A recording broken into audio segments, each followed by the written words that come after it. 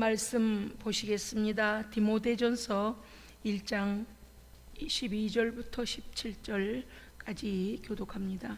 할렐루야, 아멘, 아멘. 예, 말씀 본문만 읽어도 엄청나게 은혜가 됩니다. 오늘 말씀의 제목은 나를 충성되이 여겨 직분을 맡기심이니라는 말씀의 제목입니다. 오전에도 우리가 생각했습니다마는 저렇게 많은 사람들이 죽음에 함몰되어서 막 쓰러져 가고 홍수에 쓸려가듯이 죽음을 향하여 다 이렇게 이 세상을 떠나갈 때에 저들이 예수의 생명을 가졌을까? 과연 다 천국으로 향할 수 있는 준비가 되어 있는가? 그렇지 못한 사람들을 볼 때 정말 무서운 일이구나. 이렇게 쓸려갈 수도 있는 것인데 우리에게는 75억 대 1 하나님의 구원을 베푸시고, 아멘.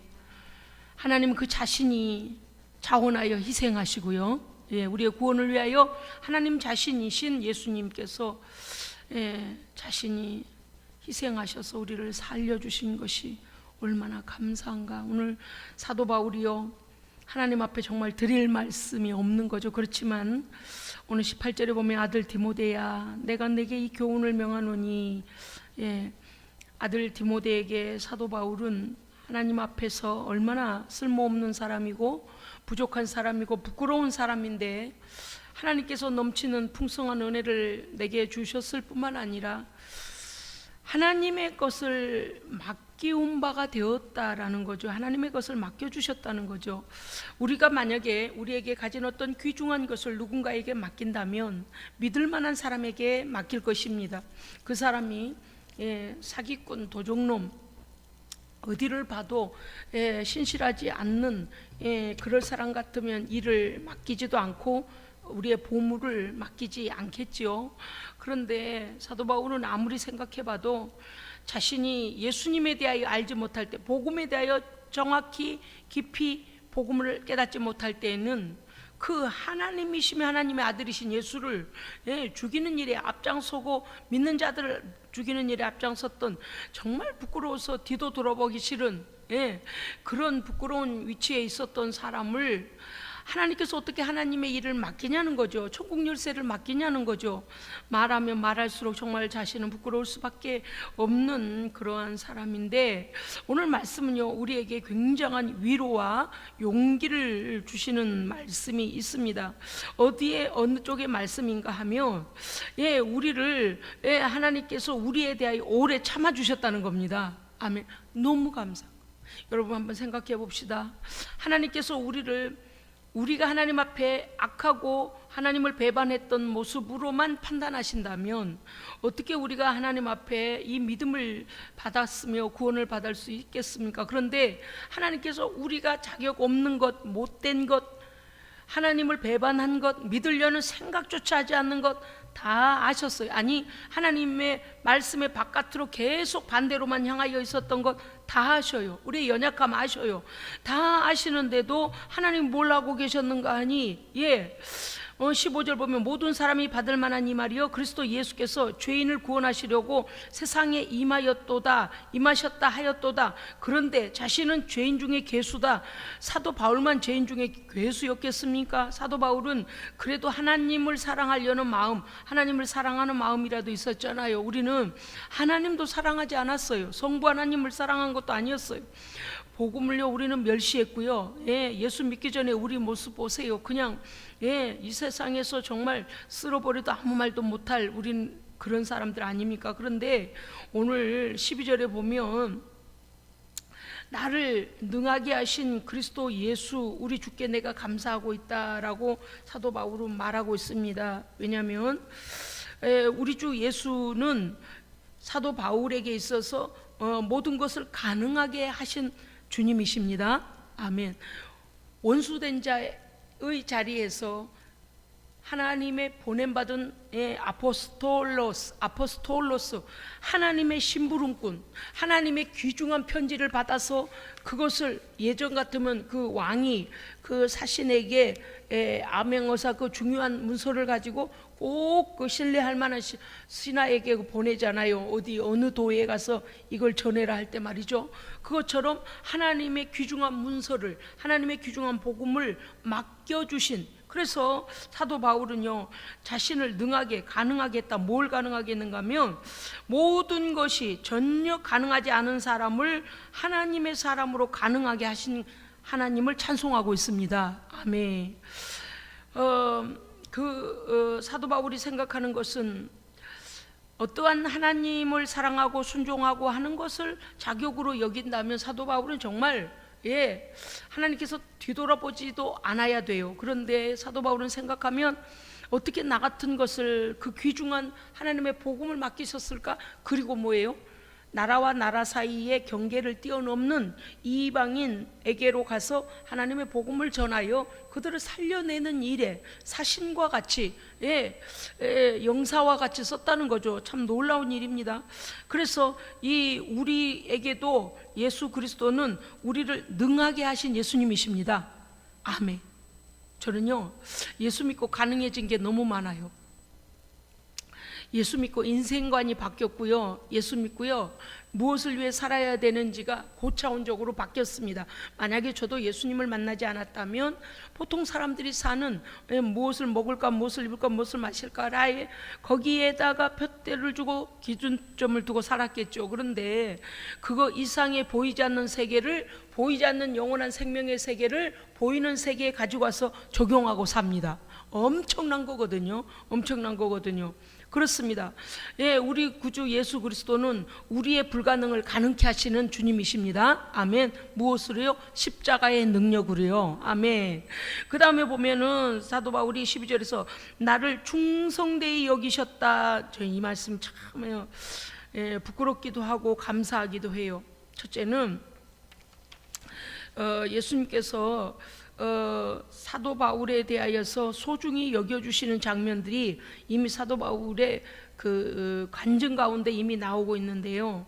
왜냐하면 우리는 우리의 존재가 사람들로부터 귀중히 여김을 받는 존재여야 합니다. 야, 너 같은 게 왜 태어났어? 너 같은 거 없어도 돼. 만약에 사람들이 우리를 멸시하면은요 자존감이 낮아지거든요. 자기 자신이 얼마나 귀중한 존재임이 낮아져요. 그래서 나는 걸레 같은 사람이야. 아무짝에도 쓸모가 없어. 나는 모든 게 무능해. 나는 사람들보다 뒤처져. 사람들보다 사람 구실도 못해. 그런 그 자기의 존귀함을 알지 못하면, 귀중히 여김을 받지 못한 사람은 자기 존재의 가치성이 낮아져서 자존감이 낮아져서요. 그 다음 어떻게 되는가 하면 보편적 삶을 따라갈 수가 없어요. 항상 자신에 대한 자신이 없고, 또 어떻습니까? 자기에게 주어질 일에 자신감도 없어요. 그러니까 보통 보편적 삶을 살지도 못하거니와 모든 것에 자신감이 없다 보니 할 수 있는 능력이 있는 것도 발휘를 못합니다. 여러분 그렇거든요. 원래 우리가 하는 말이 그러잖아요. 칭찬은 고래도 춤추게 한다는 말이 있듯이 못하는 사람에게도 귀중하게 여겨주고, 그 굉장히 그 귀중한 일을 했네라고 여겨주면요 그 사람은요 그 부분을 굉장히 잘하게 됩니다. 그런데 첫째는 뭐냐, 자기 존재가 부인당하면 무슨 뜻인가 하면 존재성에 대하여서 귀중히 여김을 받지 못하면 모든 인생이 밝은 길을 향하여 전진할 수가 없게 된다는 거죠. 여러분요, 하나님께서는 우리를 얼마나 소중히 여겨주시는지 제가 이사야 43장을 한번 읽겠습니다. 여기 야고바 이스라엘을 자기의 이름을 넣어서 여러분이 이 본문을 들으시기 바랍니다. 야고바, 너를 창조하신 여호와께서 지금 너에게 말씀하시느니라. 이스라엘아, 너를 지으신 이가 너에게 말씀하시느니라. 너는 두려워 말라. 내가 너를 구속하였고 내가 너를 지명하여 불렀나니 너는 내 것이라. 아멘. 세상에 사람이 사람한테도 누구누구 형제, 너무 당신은 우리 교회에 꼭 필요한 사람이야, 당신은 당신의 가정에 꼭 필요한 사람이야 라고 인정을 해주면 어때요? 당신이 우리 학교에서 정말 중요한 사람이었어, 당신은 우리 학교의 명예를 빛내는 사람이야 라는 등 우리의 모든 것을 인정해 주면 어떻습니까요? 그 너무너무 고맙고 감격해서요 막 뭐라도 하게 되잖아요. 그런데 전지전능하신 하나님께서 우리를 내가 너를 지었다, 할렐루야, 다른 데서부터 그냥 주워온 게 아니라는 거예요. 하나님께서 우리에게 계획을 가지시고 하나님께서 우리에게 귀중한 소명을 주셔서 우리를 지으시고 이 땅에 보내셨습니다. 아멘. 뿐만이 아니에요. 이스라엘아, 너를 지으신 이가 너희에게 말씀, 우리를 지으신 분이 우리에게 말씀하셔요. 아멘. 우리를 지으신 분이 우리에게 말씀하셔요. 여러분요, 사람을 왕따시킬 때 있잖아요. 어떤 일이 벌어지냐면 어느 한 그룹이, 그 그룹이 나쁜 그룹이든 좋은 그룹이든 한 사람을 말을 시키지 않아요. 무슨 일을 할 때 그 사람을 빼놓고 해요. 제외시킨다 그 말이에요. 무슨 말을 할 때도 자기들끼리만 합니다. 그리고 그 속에 들어오지 못하도록 이렇게 자기들의 그룹을 만들어버린다 그 말이죠. 그런데 하나님께서 우리에게 말씀하십니다. 여러분요, 말을 걸어주는 게 보통 사이가 아니에요. 길에 가다가 여러분요, 멀쩡한 다른 사람한테요 그냥 가다가 한번 말을 걸어보세요. 아침 드셨어요? 그래봐요. 그럼 어때요? 한 번도 본 적 없는 사람한테 아침 드셨어요? 그리고 매일 보는 사람인 것처럼 말 걸면 어때요? 깜짝 놀라서 내가 몰라보는 건가? 나만 이런가? 그리고 언제 만났더라? 막 이 별 생각을 다 할 겁니다. 그러니까 무슨 뜻인가 하면 말을 건다는 것은 그 전에 뭐가 있다니 관계가 있다는 거예요. 무슨 관계이든지 간에 아는 관계라는 것이고, 나와 상관된 일이 있기 때문에 그 사람의 안부도 묻고 그 사람이 어디로 가는지도 물어요. 반대로 해봅시다. 오늘 아침까지 밥상에서 밥을 잘 먹던 사람이 오늘 저쪽에 뭡니까 생각지 않은 장소에서 횡단보도를 건너는데 뜻하지 않게 분명히 이 사람은 오늘 여기에 있을 사람이 아닌데 저쪽 횡단보도에서 파란불이 딱 바뀌니까 저쪽에 서 있다가 건너오는 거예요. 그러면 이 사람 지금 학교에 있을 사람인데, 직장에 있을 사람인데, 아니면 어디에 간다고 했던 사람인데 왜 여기 있지? 그럴 때 어때요? 저절로 말이 나오게 돼 있어요. 아이고 여기 웬일이요 지금 이 시간에? 그러면서 거기서 만나면 왜 그래요? 관계, 이미 알고 지내는 관계이고 그 상황에 대하여 서로 말하지 않았어도 알기 때문에 물어보는 거 아니겠습니까? 그러니까 말을 건다는 것은요, 그것은 하나의 관심입니다. 관심이고 또 관계되어 있다는 거거든요. 그러니까 하나님께서 우리에게 이사야서 43장을 보면 이스라엘아, 나는 너를 창조한 여호와다. 내가 너에게 지금 말을 걸었다. 할렐루야, 아멘. 여러분요, 이게 놀라운 일이에요. 하나님께서 우리를 외면해 버리신다면 우리가 얼마나 외로운 존재이겠습니까? 그런데 하나님은요, 우리가 하나님을 외면했지 하나님은 우리를 향하여 늘 초대하고 계십니다. 너무 감사한 거예요. 우리를 창조하실 뿐만 아니라 왕따시키지 않고 어떻게 해주신다고요? 말을 걸어주세요. 할렐루야. 이름을 불러주세요. 아멘. 야곱아, 누구야. 왜? 당신께서 지으셨기 때문이죠. 그 다음에 뭐라냐? 너 두려워하지 마라. 세상 무서워하지 마라. 내가 너를 불러냈고 내가 너를 지명하여 불렀고 너를 구원하였으니 너는 내 것이다. 할렐루야. 우리 믿음의 사람들은요, 하나님의 소유됨을 믿어야 합니다. 하나님은요, 하나님의 소유를요 함부로 남에게 막 주시지 않아요. 왜냐하면 아들의 피값으로 우리를 사셨기 때문입니다. 아멘. 그래서 성도의 위치는요 보통 영광스러운 게 아니에요. 그래서 우리는 이 영광스러운 하나님의 자녀됨에 감사해야 됩니다. 자신감을 가지고 살아야 됩니다. 할렐루야. 보세요, 여러분, 세상적인 모든 조건을 다 갖췄어도 하나님 안에 믿음이 무엇인지도 모르고 예수가 누구신지도 모르고 성령도 받지 아니하고 구원받지 못한 사람이 얼마나 많아요. 그런데 우리는 하나님의 은혜로 하나님의 자녀가 되었습니다. 아멘. 그 다음에 말씀을 한번 보십시오. 13절 여러분 한번 읽어주시겠습니까? 13절 시작.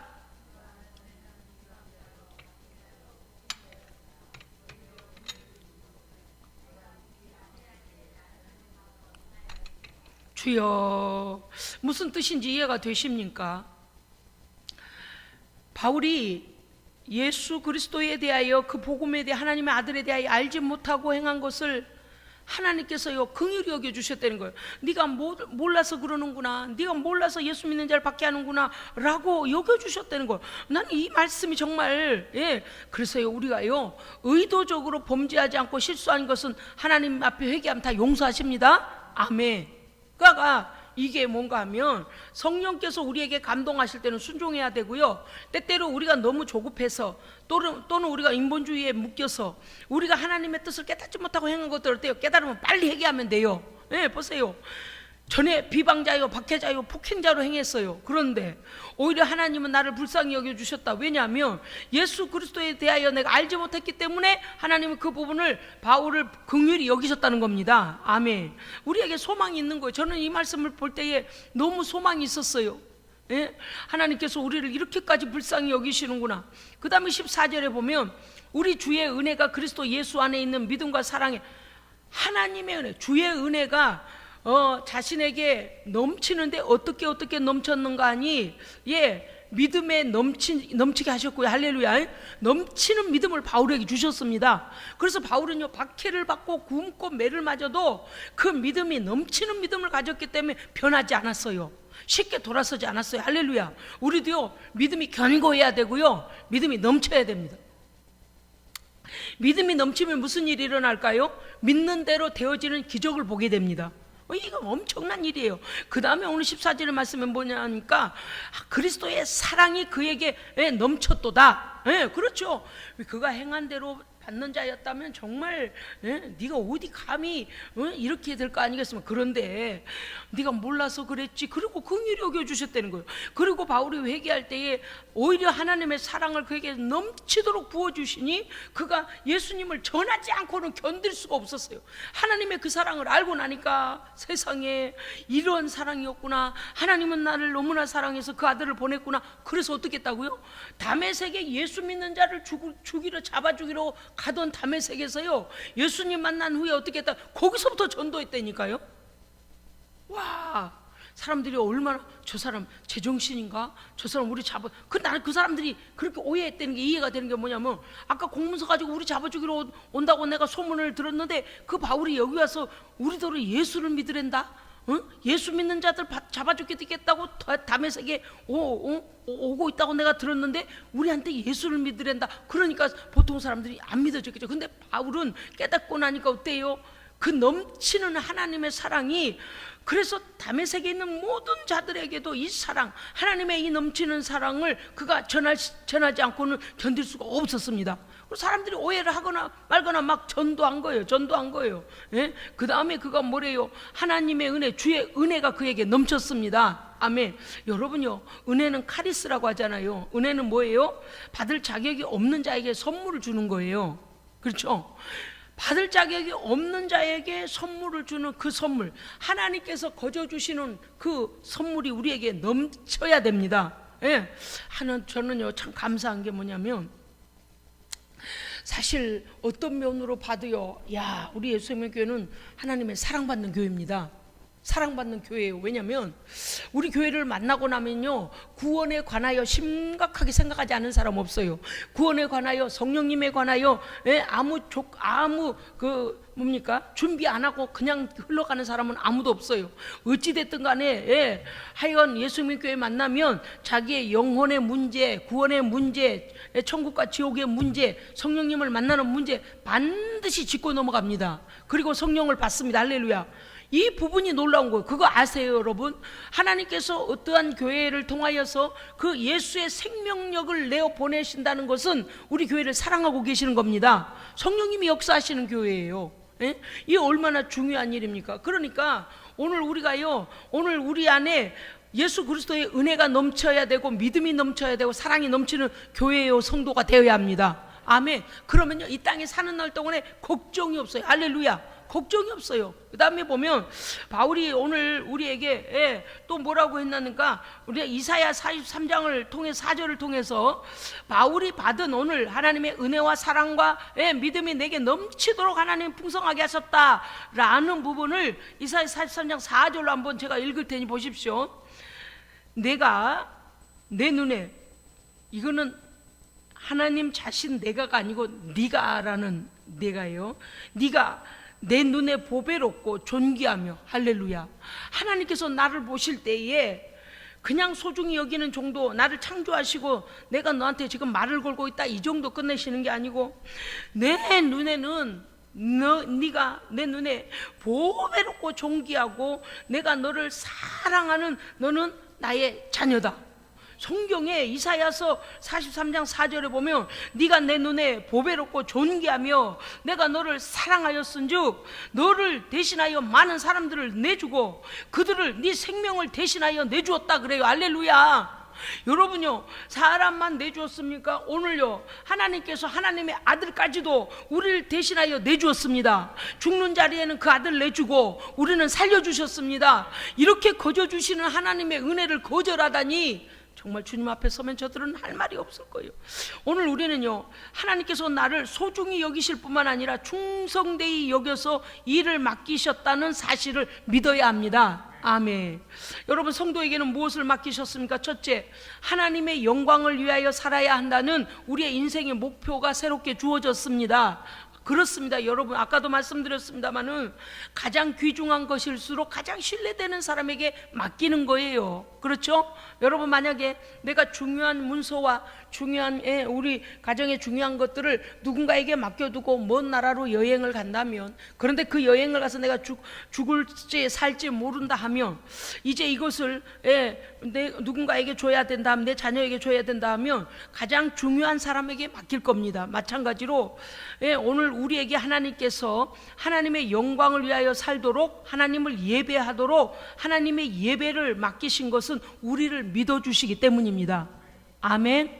여러분요, 그래서 하나님께서 우리에게 맡기신 일은 절대 불평하지 마시고, 할렐루야. 왜냐고요? 왕따를 시키는 왕따의 일 중에 또 하나가 있어요. 어떤 게 있는가 하면 그 사람에게 일을 안 맡겨요. 직장에서 여러분이 아시는지 모르실는지 모르겠는데 그 사람이 이제 그 직장에서 필요 없는 사람이다라고 위에서부터 이제 그런 생각이 들면 어떻게 되냐? 일을 줄이기 시작해요. 일이 점점점 줄어들다가 나중에는 그 사람 테이블을 복도에다 내놓는데요. 저는 그거 이제 직접 안 봐서 모르겠습니다만 한참 동안 은퇴자들이, 명퇴를 당한 분들이 많을 때 저한테 와서 그런 얘기 했어요. 점점 명퇴를 종용하고 있다. 너 빨리 나가라, 너 빨리 나가라, 이렇게 한대요. 그래서 보니까 나중에는요, 책상을 빼더라는 거예요. 첫째는 일을 줄여버린대요.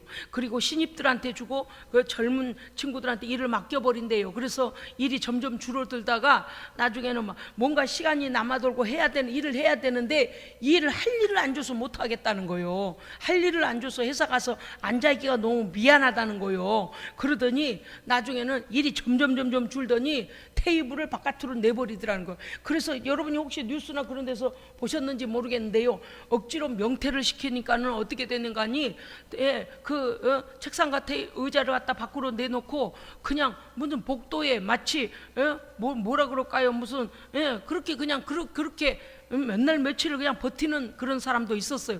저도 TV에서 본 적도 있습니다만은 그게 뭐예요? 왕따예요. 우리 조직에서 당신은 필요가 없다, 이런 거예요. 여러분, 그런데 하나님께서는요, 우리에게 하나님의 일을 맡겨주십니다. 아멘. 아니, 이 땅의 일이 아니라니까요.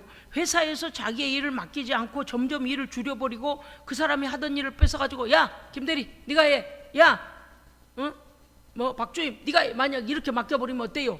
이 사람은 과장이 됐든 부장이 됐든 간에 지금 이 회사에서 필요 없는 존재로 점점 지금 밀려나고 있는 거란 말이죠. 그런데 세상에서도 그러한 일들이 맡겨지지 않으면 그만큼 필요 없는 존재, 믿지 못할 존재, 이렇게 되잖아요. 그런데 하나님의 거룩한 나라의 일을 우리에게 맡기셨습니다. 그러면 그 일을 맡김으로써 우리에게 뭐를 알게 하실까요? 하나님께서 우리를 통하여 기회를 주시는 겁니다. 기회를 주세요. 어떤 기회? 첫째, 사랑받을 기회를 주시는 겁니다. 두 번째는 뭡니까? 하나님께서 인정하고 계신다는 기회입니다. 내가 너를 계속하여 인정한다. 할렐루야. 그래서 올 때는 또 다시 힘을 내봐라. 또 다시 용기를 내봐라. 또 다시 도전해봐라. 또 다시 충성해봐라. 할렐루야. 저는 이 부분이 너무 감사한 거예요. 사람이 사람의 일을 맡겨주는 것도 아이고 고마워요, 그래 내가 그거 한번 해볼게요 이러면 얼마나 그 사람 믿어주는 일이겠습니까? 그런데 하나님의 거룩한 나라의 일을 맡겨주신답니다. 그런데 이걸 모르니까 사람들은 어때요? 예. 왜 나한테만 그런 일을 맡기냐? 왜 그런 일을 나한테 하라고 그러냐? 아니요, 여러분. 하나님의 일을 맡긴 받거든 감사히 여기십시오. 예, 감사히. 그리고요, 이 교회의 공동체는 특별히 하나님 나라에 대해서는 자원하여 하나님 앞에 충성하는 겁니다. 일하는 사람은요 눈에가 일이 보여요. 참 이상하죠. 어떤 사람은요 발에다 채요. 무슨 뜻인가 하면 뭐가 굴러다니는데 발에 채서 굴러다니는데 발에 채서 이렇게 막 날아다녀도 못 보는 사람이 있어요. 참 신기해. 어쩌면 그럴까? 그런데 어떤 사람은요 딱 가서 딱 문을 열면 딱 보여. 여기 왜 제자리가 없고 여기 와 있어? 이게 일이 보여요. 일이 보여. 그리고 어떤 사람 보면은요 무슨 일을 해야 될지, 어떻게 하면 더 깨끗하게 할지, 어떻게 하면 효과적으로 하게 될지가 한눈에 보입니다. 어떤 사람은 발에 걸리는데 뭐라고 하냐면 이게 왜 이렇게 발에 걸려? 제자리에 안 있고. 아니 제자리에 안 있고 왜 걸려? 그러면은 어떻게 해요? 붙잡아다가 제자리에 놔야 되는 게 일인데 충성, 이게요 우리가요 이것도 눈이 열려야 돼요. 참 미안해요 여러분요. 교회 일은 또 복음에 관한 것은요 내 눈에 걸리면 내가 할 일입니다. 예. 왜 이랬잖아 이런 거예요. 기도하다가 기도가 어떤 사람을 위한 기도가 자꾸 되어질 때가 있을 거예요. 성령의 사람들은 그걸 알아요. 아니 내가 그 사람을 위하여 기도하려고 한 것도 아니고 그 사람이 나한테 기도 부탁한 것도 아닌데 기도하다 보면요 자꾸 그 사람 기도가 나오고 그 사람 일이 마음에 걸리고 눈에 밟히고 자꾸 그 사람을 위해서 하나님 앞에 중보하게 되는 경우가 있거든요. 그러면 뭐 해야 돼요? 내가 해줘야 돼요. 왜냐하면 하나님께서 우리에게 기도를 맡기십니다. 또 어떤 경우는 어느 집에가 너무 힘든 일이 생겨요. 그러면 그냥 지나갈 수도 있는 일인데 자꾸만 어떤 마음이 드는가 하면 기도만 하면 그 사람 내 일이 자꾸 머리에서 뱅뱅뱅뱅 돌면서 어떻게 도와야 되지? 어떻게 하면 그 사람을 거기서 헤어나오게 해야 되지?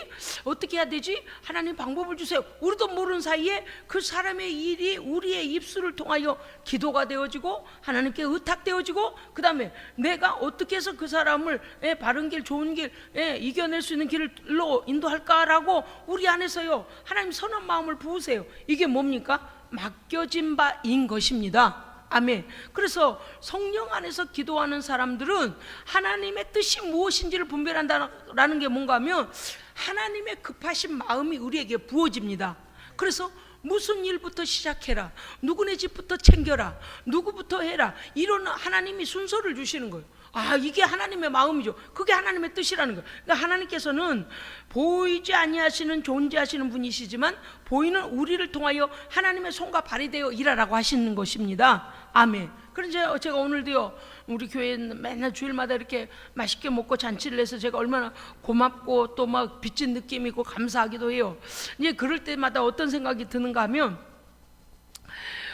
만약에 제가 누구 권사님 이리 오세요, 이건 좀 이렇게 해서 이렇게 하고 저렇게 하고 만약에 제가 그렇게 했다면 그 일을 물론 제가 이제 부탁했을 때 하실 분도 계시지만 우리 성도들이 딱 보셔서 내가 우리 집에 이게 있고 내가 이런 일은 할 만하니 이렇게 섬겼으면 좋겠다라는 것이 기도 중에 하나님의 사람들은 그 일이, 왜냐하면 책임적으로만 따진다면야 그 맡은 사람 많이 하겠죠. 그런데 우리 교회 안에 이 아름다운 공동체의 아주 이 아름다운 것이 무엇인가 하면 내 안에서 성령님이 주시는 자원하는 심령을 주시는 대로 우리가 순종하는 겁니다. 그게 아름다운 거예요. 그게 아름다운 거예요. 그런데 어떤 사람은 그걸 지나쳐버리는 사람도 있어요. 그런데 그러지 않고 뭐 나쁜 일, 좋은 일, 힘든 일, 어려운 일 이런 것을 따지지 않고 그저 막 기쁨으로 감당을 하는 이 모습을 볼 때 야, 은혜가 넘친다. 왜 은혜가 넘칠까요? 하나님께서 깨닫게 하시는 은혜가 넘치는 겁니다. 그래서 오늘 사도 바울이 지금 나를 충성되이 여겨 하나님의 일을 맡기셨다는 것 다시 한번 되돌아봅시다. 하나님의 일을 맡겨주실 때는 너 한번 다시 일어나서 충성된 자가 되라라는 기회를 주신 거라고 그랬어요. 뿐만 아니죠, 하나님의 아들을 알아보지 못한 박해자의 자리에 있을 때도 하나님은 내가 좋은 일꾼이 될 것을 알고 계셨다는 겁니다. 아멘. 이거 바울이 오늘요 엄청나게 자세히 그냥 다 썼어요. 자, 16절 읽어보세요. 16절이요. 시작.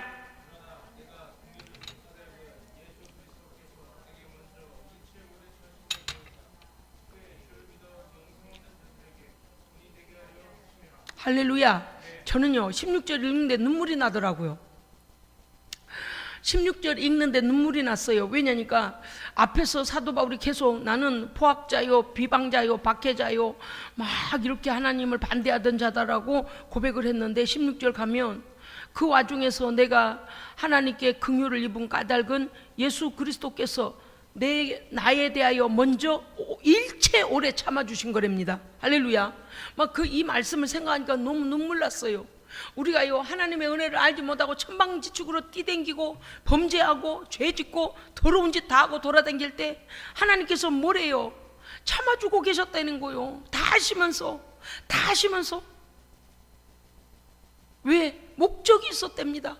우리를 왜 참아주셨는가? 목적이 있었다. 바울은 자기에 대하여 참아주신 하나님을 이렇게 고백을 표현하고 있습니다.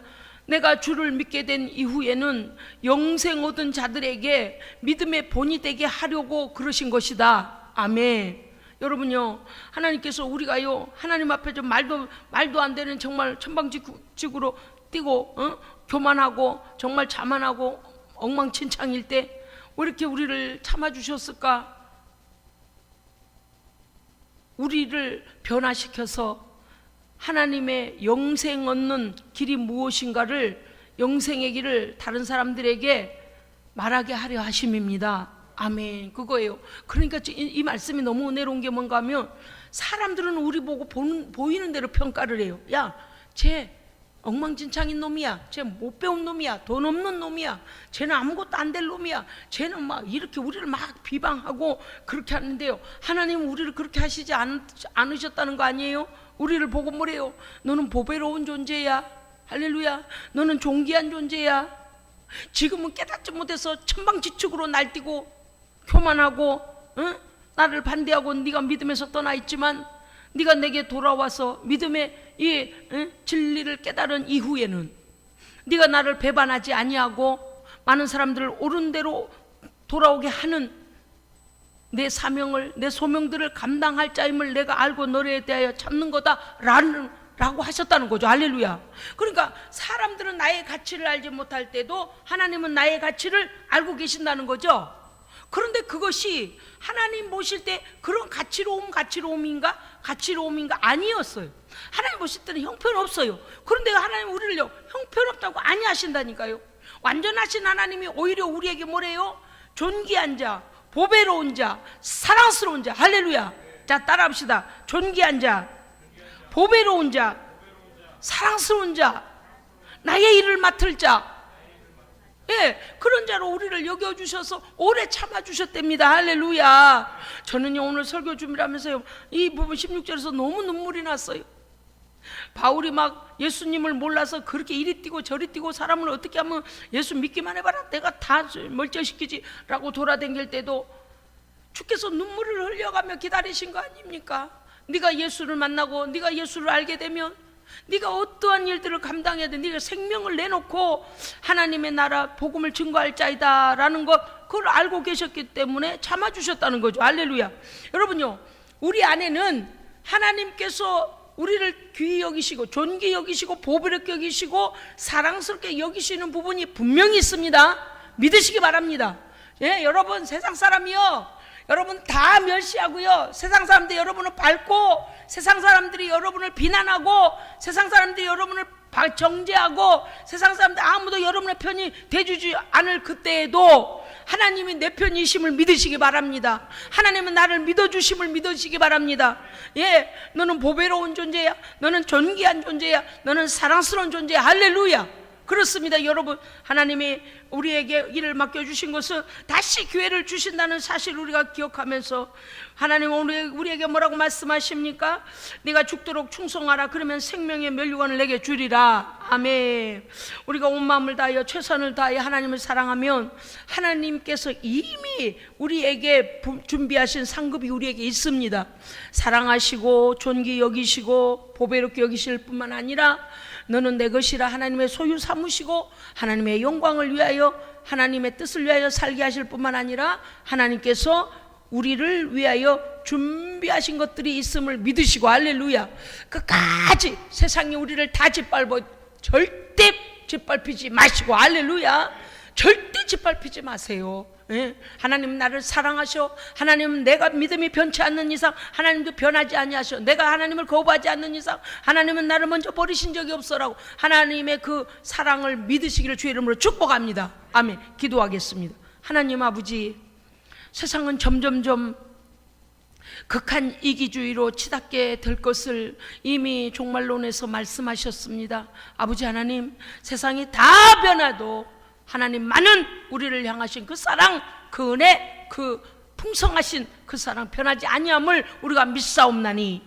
우리의 믿음이 연약해지지 아니하도록 하나님 성령으로 충만케 하여 주시옵소서. 하나님의 변치 않는 그 사랑 믿고 날마다 믿음으로 전진하여 승리하는 성도 되게 하여 주시옵소서.